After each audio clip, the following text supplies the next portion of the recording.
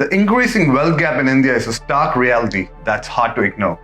I'm sure all of you may know that India ranks 5th in the world based on the GDP. But do you know that this growth has been accompanied by a sharp rise in inequality? Today, let's look at what's actually going on behind this gap and why it matters for each one of us. Hi, this is Madhavan and welcome to another video.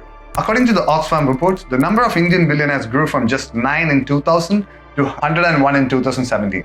Furthermore, this count has risen from 102 in 2020 to 166 billionaires in 2022. But let me remind you of something. This is the country that has the world's highest number of poor at 228.9 million.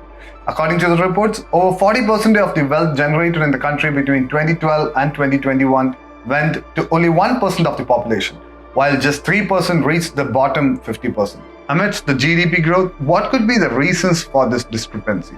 As you all might know, the 1991 reforms contributed to economic liberalization, privatization, and globalization.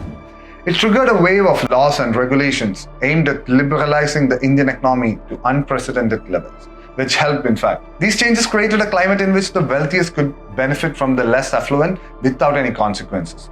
Data from WID, World Inequality Database, demonstrates how the top 1%'s proportion of national income has continually climbed, while the bottom 50%'s share has declined since 1991. The poor in India are being forced to contribute equally to the tax collected as the wealthy. Implementing a wealth tax, for instance, could play a significant role in reducing the inequality which has been in the cards for a long time. In a highly unequal world, the gap between the haves and have-nots will further widen as time goes on. The first step in solving a problem is recognizing that it exists. I'm going to shift our focus to solution.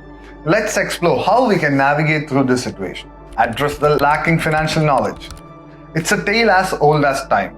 The rich concentrate on opportunities, engaging in ventures that add value and promise rewards. On the flip side, the poor tend to be overwhelmed with hurdles and risks. Think of it this way. In an abundant mindset, you give more because you're already doing well, and that attracts even more returns. It's like a chain reaction of positive habits. Conversely, with scarcity, you hold back unless you have enough. But that mindset can keep you from getting more. And the cycle tends to stick around through generations. Get comfortable with the reality.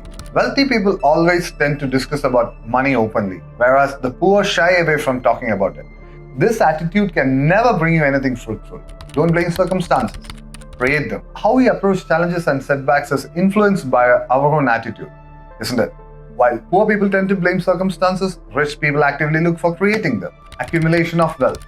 Instead, buying liabilities, rich people tend to invest in substantial assets to pave the path for long-term prosperity. Like poet Gulsa once wrote, to earn money, you need money. Thank you.